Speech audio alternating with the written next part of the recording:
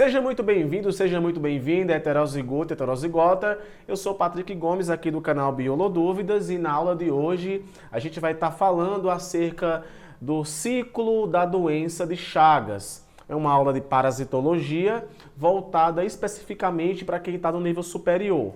Mas caso você esteja no ensino médio ou até mesmo em qualquer outra área do conhecimento que queira se aprofundar com relação ao ciclo dessa doença, essa aula aqui é ideal para você. Então pega aí a tua caneta, pega aí o teu lápis e depois da vinheta vamos começar essa aula maravilhosa. Roda a vinheta, Charles Darwin.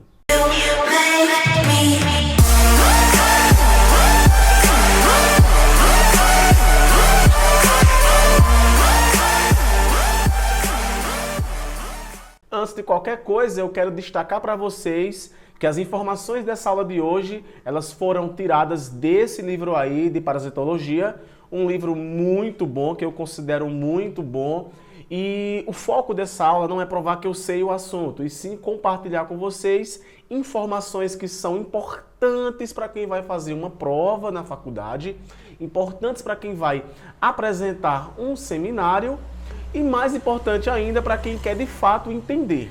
Então, muita coisa eu recortei desse livro aí e copiei nos slides para poder ler junto com você e juntos aprendermos esse assunto. Não adianta fazer slides com tópicos se você não está entendendo, você não está lendo aquela informação junto comigo.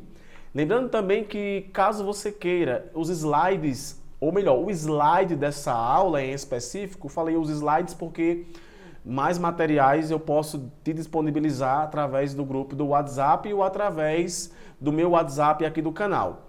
Mas quem quiser o slide dessa aula aqui, é só falar comigo aqui no grupo do WhatsApp que você vai ter acesso a esse slide que você vai ver nessa aula de hoje. Então, as informações são desse livro aí, ok? Então, inicialmente eu quero mostrar para vocês essa tabela acerca da epidemiologia dessa doença entre 2012 a 2016. Foi o máximo que eu encontrei, não encontrei nenhuma tabela 2017 a 2019, mas com ela é um bom parâmetro para poder entendermos como é que está a situação dessa doença hoje aqui no Brasil, que é a doença de Chagas, que é uma doença ao qual o parasito, o agente etiológico é o Trypanosoma cruzi, que a doença é chamada de doença de Chagas, mas varia muito essa nomenclatura dependendo aí da região. Tem a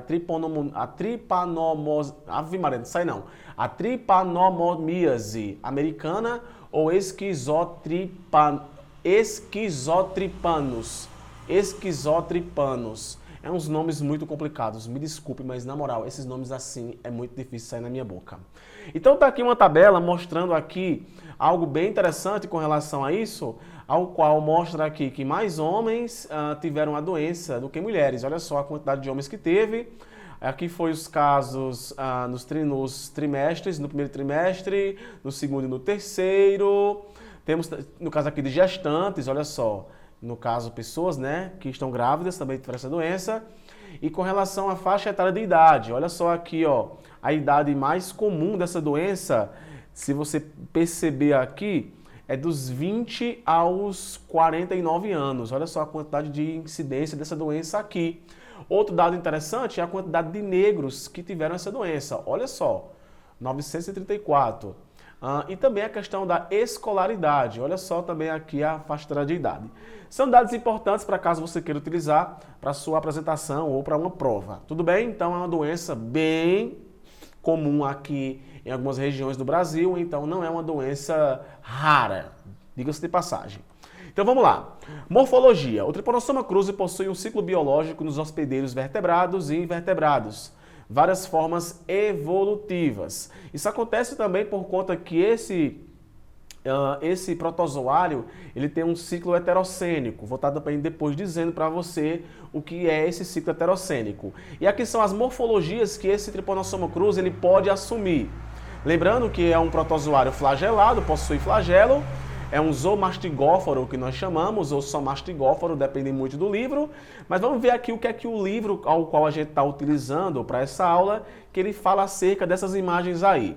Olha só, O 2 e o 3 são as formas tripomastigotas largas, encontradas no sangue circulante. Então, vamos aqui colocar só um marca-texto. Então, olha só, 1, 2 e 3 é uma forma tripomastigota. Parece logo de cara para quem já vem estudando, né, que é a forma infectante, que é uma tripomastigota metacíclica. Outra coisa, o 7 e o 8. 7 e o 8, forma epimastigota, encontrada em dejetos de triatomíneos e em meio de cultura. Os triatomíneos são os insetos que, o barbeiro no caso, que vai estar aí sendo um vetor dessa doença. O 7 e o 8, perceba também que vai ter flagelo. O 4, o 5 e o 6 são as formas tripomastigotas delgadas e também que são encontradas na circulação. Olha só aqui eles. E o 9 e o 10 são as formas tripomastigotas encontradas em dejetos de triatomíneos e em meios de cultura. Olha só o tamanho aqui, né? Se for para ir pela escala, é um pouco maior do que o 7 e o 8. Tudo bem? Bom, de uma forma geral, eu quero mostrar para você como acontece o ciclo dessa doença. Para poder, quando a gente for dar uma aprofundada daqui a pouco, tu não ficar tão confuso assim. Então eu compilei aqui logo de cara o ciclo geral dessa doença. Aqui você vê o barbeiro, que vai ser o triatomínio, que vai ser o vetor, e o que é que vai estar acontecendo aqui durante todo esse ciclo. Então vamos aqui acompanhar tópico por tópico. Olha só, aqui, ó, bora achar aqui aqui tem penetração do tripomastigota metacíclica em uma célula. Uma célula vai ser uma célula é um conjunto de células específicos, que é o sistema fagocitário, que essas células, que esse protozoário tem afinidade, monofagocitário. E aqui em você encontra aí a penetração desse tripomastigota metacíclica em uma dessas células, que eu também vou estar dizendo qual é essa célula. Aqui em 2 a gente já vê a transformação da tripomastigota em amastigota. A amastigota é um protozoário sem o flagelo, mas aconteceram aí, como aqui é bem simples, calma que eu vou estar explicando depois algumas coisas que tiveram aí. Tanto a questão das mortes de alguns protozoários, como também a questão da própria aderência do protozoário à célula parasitada e também a sua replicação dentro dela. Aqui em 3 eu tenho uma forma, essa forma multiplica-se intensivamente por divisão binária dentro da célula. Divisão binária, que é um tipo de divisão assexuada, e você vê aí que vários protozoários surgiram a partir de que novamente assumem a forma de tripomastigota aqui em 4. Então perceba que é bem simples, ele entra dentro da célula, ele se reproduz dentro da célula e ele estoura a célula. Parece muito com um vírus, né? Então, isso aí é interessante, que isso aí acontece no ciclo do hospedeiro vertebrado. Isso aí não está acontecendo dentro do hospedeiro invertebrado. Como aqui é só uma visão geral, eu também vou estar comentando isso na frente. Aqui em 5 eu tenho a forma tripomastigota no sangue circulante, pode penetrar em outra célula, no caso aqui em olha, e ficar com esse ciclo aqui, ou ser ingerida pelo próprio triatomínio, pelo barbeiro que está aqui. O barbeiro, que é um animal hematófago, que vai estar bebendo sangue aí. E diga-se de passagem que barbeiro recebe esse nome por causa da região que ele pica. 6. A forma tripomastigota no estômago do triatomínio. Então note que ele não vai entrar dentro de células do triatomínio, ele vai ficar nos aparelhos dentro do triatomínio, tanto no aparelho estomacal como também intestinal. Transformação da forma tripomastigota em epimastigota no intestino posterior do inseto. Então perceba aí para uma prova quais são os dois órgãos que esse protozoário ele acaba ficando dentro do corpo do hospedeiro invertebrado: o estômago e o intestino. 8, a forma epimastigota em multiplicação por divisão binária. Então note que está havendo a divisão, mas não é de forma intracelular, e sim extracelular. Isso é bem importante para poder identificar os ciclos, o tipo de hospedeiro ao qual o protozoário se encontra. Tudo bem? E o 9, a forma epimastigota transforma-se em uma forma tripomastigota metacíclica, que é a forma infectante lá no reto do inseto, ao qual ele vai defecar ou também urinar e vai colocar essa forma aí para fora e essa forma pode entrar dentro do hospedeiro vertebrado. Eu estou colocando dentro do hospedeiro vertebrado porque como aqui é uma aula de parasitologia, só falar de humanos fica ruim. Então lembra que esse protozoário pode também entrar dentro do corpo de outros organismos vertebrados, ok?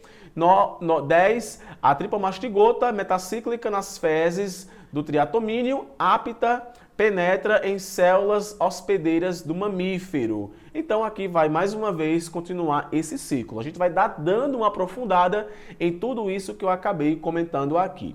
O ideal, caso você não queira o slide, é bater um print dessa tela ou dar um pause aí e também aí acabar anotando isso aí, que é muito bom porque aqui tem todo já o ciclo. A aula podia terminar aqui agora que você já tinha entendido o que foi que aconteceu. Mas vamos lá. Olha só, com relação ao hospedeiro vertebrado, dando aqui uma aprofundada, a gente vê uma coisa interessante. Olha só, você vai encontrar na forma intracelular os amastigotas. Então, os amastigotas que vão se encontrar na forma intracelular, como a gente viu agora há pouco naquela imagem. Assim que o tripomastigota ele entra dentro da célula, ele passa por uma transformação, ele perde esse flagelo e após perder esse flagelo ele começa a se replicar e na forma extracelular, olha aqui ó, uma imagem clássica de internet mostrando aí a imagem de um tripomastigota. Perceba a questão de tamanho, ele é grande, ele é bem grandão mesmo, beleza? Olha só, comparando ele aqui com uma célula do sangue. Eu não sei se isso aqui é uma hemácia, é muito provável que seja uma hemácia, tenho quase certeza, mas se não for me corrijam aí. Olha só aqui uma coisa interessante acerca desse protozoário. Ele é grande, ele tem todo um conjunto de organelas específicas na condição de um protozoário. Uma que é comum em qualquer forma desse protozoário é essa aqui, ó, o cinetoplasto, que assume uma função de mitocôndria. É uma mitocôndria modificada, ou seja, responsável aí pela produção de energia deste organismo. Então você vai ver aqui, ó, cinetoplasto aqui, cinetoplasto também na forma mastigota. Então, cuidado com isso. O teu professor pode perguntar qual é a função do cinetoplasto. Função respiração celular, é uma mitocôndria modificada, tudo bem? E vai ter aqui flagelo, a forma mastigota não vai ter flagelo. Então essas são as duas formas que são encontradas no hospedeiro vertebrado. Bom, uma coisa importante que eu vi no livro, que eu quero compartilhar com vocês, é isso aqui. Repare, anote essa informação aqui porque ela é linda. Olha só, as cepas, como eu fiz o recorte, eu coloquei já começando com essa palavra. Já as cepas que apresentam predomínio de formas largas, têm tropismo para células musculares, lisa, cardíaca e esquelética. Olha que interessante, com uma forma tripomastigota, ela tem afinidade com essas células musculares, lisa, porque são órgãos, cardíaca, tecido muscular estriado, e a esquelética, que também aí vai ser presente com essa forma tripomastigota. Então, esse protozoário, essa manifestação, nós chamamos de miotrópicas, esse protozoário, né? Essa situação aí. Também miotropismo. Então, miócitos, né? Que são células musculares. Comum na fase crônica e demora mais tempo para penetrar nas células. Então aqui é muito provável que é aquela fase que não tem tantos sintomas, a fase crônica. Já aqui na fase aguda, que tem com os sintomas mais aparentes, você vê os tripomastigotas delgados, parasitam de preferência células do sistema mononuclear fagocitário, como eu havia falado no slide anterior, do baço, do fígado e medula óssea.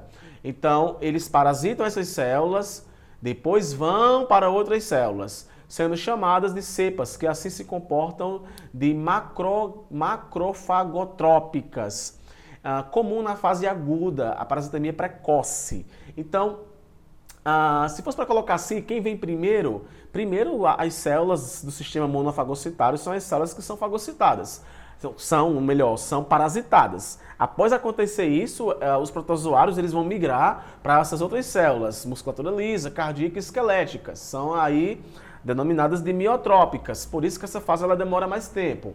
Eu resolvi colocar essa premissa aí porque eu tenho certeza que pode te ajudar. Então anota isso daí. Nossa, Patrick tá lendo o slide não sei o que, tu queria que eu colocasse o que aqui, meu amor? Não, eu não estou preocupado em ler slide não. Eu quero é te me esmiuçar a informação como eu estou me esmiuçando. É um resumo do livro que eu compilei para você as informações mais importantes que tinham no livro. Tipo, você não vai nem ter que ler o capítulo. Então, deixa logo o teu like, caso tu não tenha deixado no like ainda nesse vídeo, porque essa aula aqui tá foda. Ok? Olha só, no hospedeiro invertebrado, aqui você vê o protozoário. Aqui você vai ver uma fase que até uma forma que até então eu não tinha falado, que é essa forma esferomastigota, presente no estômago do triatomínio. Essa forma aqui ela é bem interessante, eu comento ela daqui a pouco.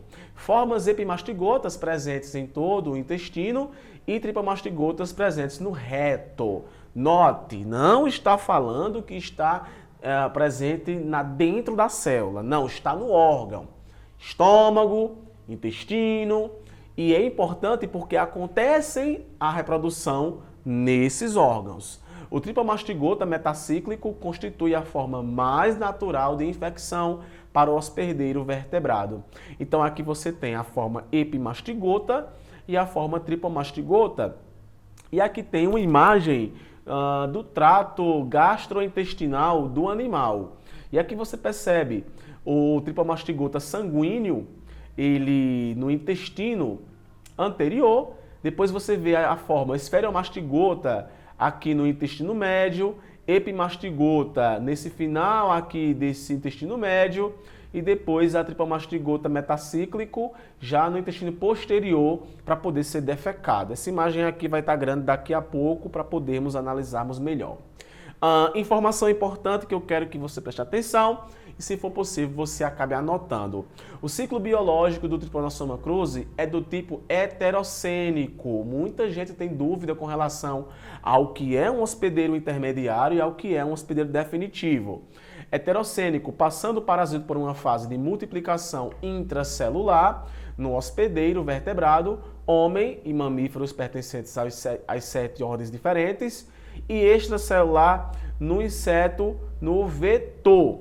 Interessante que alguns livros também colocam que a diferença de um hospedeiro definitivo para um hospedeiro intermediário é porque no hospedeiro definitivo acontece um tipo de reprodução e no intermediário acontece outro tipo de reprodução, variando aí de sexuada e assexuada. Aqui já traz um conceito que eu considero melhor, esse lance de um ciclo intracelular e de um ciclo extracelular. Então, o homem aqui, ele assume um papel de um hospedeiro, ao qual ocorre uma fase de reprodução intracelular no corpo dele, assexuada. E o protozoário, o que vai sofrer reprodução também assexuada no triatomínio, ele não vai acontecer dentro de uma célula, vai acontecer ou no estômago ou no intestino. Patrick, tem tipos de reprodução sexuada desse organismo? Sim, mas isso aí já é uma coisa, são exceções, tudo bem? Beleza. Então, olha só, ciclo biológico no hospedeiro vertebrado. Vamos me esmiuçar aqui quando acontece aí essa adesão, essa interiorização e os fenômenos intracelulares. Então, aqui você vê as formas amastigotas, epimastigotas e tripomastigotas interagem com células do hospedeiro vertebrado e apenas as epimastigotas não são capazes de nelas se desenvolver e se multiplicar. Então, a tripomastigota é que vai estar entrando dentro das células do sistema mononuclear fagocitário e lá é que vai estar acontecendo essa transformação de uma forma tripomastigota para uma forma amastigota e, consequentemente, a sua divisão binária. Agora, interessante é para algumas coisas que acontecem aí dentro, porque as células elas acabam tentando combater esse protozoário e matam vários. São os que sobrevivem que acabam se reproduzindo. Então aqui você vê a imagem juntamente com a sua legenda que eu peguei do livro, para podermos aí compreender o que está acontecendo aqui. Então, olha só, em 1 a gente vê a adesão com estágios de atração, contato, reconhecimento e fixação da forma tripomastigota e epimastigota, a superfície do macrófago. Então aqui em 1 a gente vê essa reação que acontece de entrada. Já em 2, a interiorização do parasito com ativação dos componentes intracelulares envolvidos na formação do vacúolo fagocitário. Você já vai ver lisossomos aí tentando fazer a sua digestão, que é o seu papel. 3 a 7, olha só, 3 a 7 fenômenos intracelulares, sendo que 3, fusão do lisossoma com o vacúolo fagocitário, com consequente formação do fagolisossomo, do fagolisoma e destruição da forma epimastigota. Então, a forma epimastigota não consegue se desenvolver. Os lisossomos acabam destruindo ela. E aqui você vê isso em E, aqui na imagem. 4. Forma tripomastigota, aqui a T, livre no citoplasma do macrófago. Transformação do tripomastigota em amastigota. Depois, transformação reprodução da forma amastigota por divisão binária. Então vão surgir diversas formas amastigotas e depois a sua transformação ou diferenciação, como você queira chamar, da forma amastigota em tripomastigota com consequência ruptura dos macrófagos e liberação do parasito para fora da célula. Aí vai invadir diversas células musculares. Então, é isso que acontece no hospedeiro vertebrado. No início da infecção do vertebrado, fase aguda, a parasitemia é mais elevada, podendo ocorrer morte de hospedeiro, principalmente de crianças. A morte não é tão comum em adultos não, mas em crianças tem que ter muita atenção, porque essa fase aguda pode ser muito forte. Então, antes de entrar na fase crônica, que é aquela fase ao qual os sintomas não se manifestam, a fase aguda ela pode variar de organismo para organismo, depende muito do seu sistema imunológico. Importante que eu quero que você também anote aí. Quando o hospedeiro desenvolve resposta imune eficaz, diminui a parasitemia e a infecção tende a se cronificar. Na fase crônica, o número de parasitas é pequeno na circulação, só sendo detectados por métodos especiais. Aí tem aí os tipos. A evolução e o desenvolvimento das diferentes formas clínicas da fase crônica da doença de Chagas ocorre lentamente após 10 a 15 anos de infecção ou mais. Conheço pessoas que têm essa doença há mais de 25 anos e estão vivas aí de boa. Elas podem daqui a pouco manifestar a doença? Talvez. Mas essas pessoas não podem doar sangue. Beleza? Estão conseguindo ouvir o som? O vizinho ligou o som aqui, tá bem altão, mas foco na minha aula. Beleza? Bom, o ciclo biológico no hospedeiro invertebrado, aqui tá aquela imagem que eu coloquei, mas agora de uma forma maior. Os triatomíneos vetores se infectam ao ingerir as formas tripomastigotas presentes na corrente circulatória do hospedeiro vertebrado durante o hematofagismo. Patrick, o barbeiro vai pegar isso sempre do homem? Não, pega isso de animais silvestres. Beleza? Alguns animais podem estar com esse tripomastigota e o barbeiro, quando vai se alimentar do sangue desses animais, acaba se contaminando. É aí que está o perigo, beleza? Os triatomíneos vetores se infectam ao ingerir as formas tripomastigotas presentes na corrente circulatória do hospedeiro vertebrado durante o hematofagismo.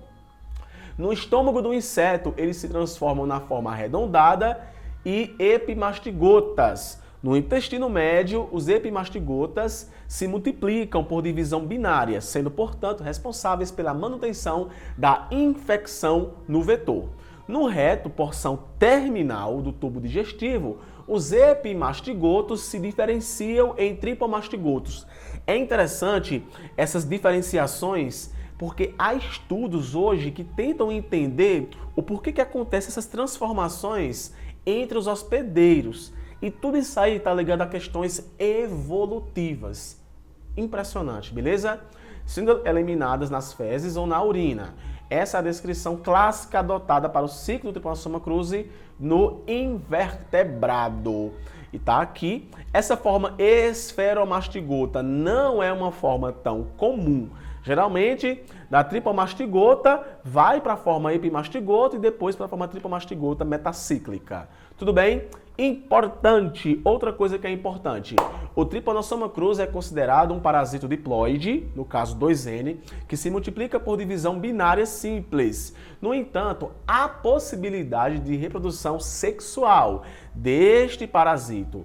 Não é completamente descartada. Os estudos pioneiros de caracterização bioquímica molecular do Trypanosoma cruzi, através de análises do perfil eletroforético de isoenzimas, permitiram o reconhecimento de 3 grupos distintos denominados zimodemas. Zimodemas 1 e 3, constituídos por amostras precedentes do ciclo silvestre, e Zidome 2, representado por amostras do ciclo domiciliar. Então fica essa curiosidade aí para você. Tudo bem? Outra coisa importante com relação à transmissão. A transmissão do vetor pode ser... este mecanismo de transmissão é o que tem maior importância, que é quando é pelo vetor. Também tem o sanguíneo, que é quando acontece através do sangue. Tem o congênito, que é quando a mãe passa para o filho. Tem os laboratoriais, que podem ocorrer por pesquisadores que trabalham com o parasito. E tem a transmissão oral, que hoje ela é bem conhecida, quando as pessoas acabam aí se alimentando de açaí sem procedência. Tudo bem? Bom, para terminar aqui a minha aula com relação à fase aguda, ela pode ser sintomática e também assintomática, mas vai variar muito do tipo do organismo. Em crianças, as lesões são maiores, em adultos não são tão expressivas assim. Por ser sintomática, aparente, ou assintomática, inaparente, esta é mais frequente. Ambas estão relacionadas com o estado imunológico do hospedeiro. Tudo bem? Fase aguda inicia-se através da manifestação dos locais quando o Trypanosoma cruzi penetra na conjuntiva. Aqui é o famoso sinal de Romana, que aparece em quem tem isso daí. Também não descarta-se a hepatomegalia e a esplenomegalia. Olha só, tá aqui, ó. A hepatomegalia, o aumento do baço, a esplenomegalia, o aumento do pâncreas. É pâncreas? Ave Maria. É. Fígado e pâncreas, é. Então, a esplenomegalia e, às vezes, insuficiência cardíaca e perturbações neurológicas. Ficou com esse errozinho aqui, eu não sei porquê. Foi depois que eu apertei F5, desconfigurou, mas não é erro ortográfico. Tudo bem? A fase crônica, após a fase aguda, os sobreviventes passam por um longo período assintomático, de 10 a 30 anos.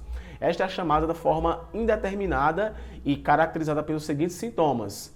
Parâmetros, ou melhor, parâmetros, no caso, positividade nos exames sorológicos, a ausência de sintomas ou sinais da doença, eletrocardiograma convencional normal e coração e esôfago e cólon radiologicamente normais, mas apesar disso tudo, o cara está com a doença. A fase crônica sintomática, um certo número de chagásicos, após permanecerem assintomáticos por vários anos, com o decorrer do tempo, apresentam sintomatologia relacionada com o sistema cardiocirculatório, digestivo ou ambos. Isso é devido ao fato de mudar inteiramente a sua fisionomia, anatomia e do miocárdio do tubo digestivo. Então perceba que com o passar do tempo a doença pode reaparecer. Observa-se relativação intensa no processo inflamatório com danos destes órgãos, nem sempre relacionados com o parasito que se encontra extremamente escasso nessa fase. Então o corpo ele tenta combater isso e vai promover inflamação. Se a inflamação for no coração, o negócio vai ser muito complicado. Tudo bem? E por fim, o diagnóstico pode ser laboratorial. Aí vai ter os vários tipos de exame de sangue, esfregaço sanguíneo, a cultura do sangue ou material de biópsia, inoculação em camundongos, aí também tem o exame de Elísia. São alguns dos exames que eu não vou ler para vocês, que vocês estão vendo aí, mas meu foco aqui era justamente te mostrar como acontece aí o ciclo dessa doença. Bom, pessoal, essa era a informação dessa aula de hoje. Se você gostou, deixe seu like, qualquer crítica e sugestão. Se for para criticar, não critica aqui embaixo não, mantém contato pelo WhatsApp que a gente pode conversar, caso eu tenha passado alguma informação que você discorde. Mas caso você tenha gostado, deixa aqui embaixo seu depoimento para que outras pessoas, antes de ver a aula, leiam, dê a qualidade e assistam minha aula. Um forte abraço, beijo e até o próximo vídeo.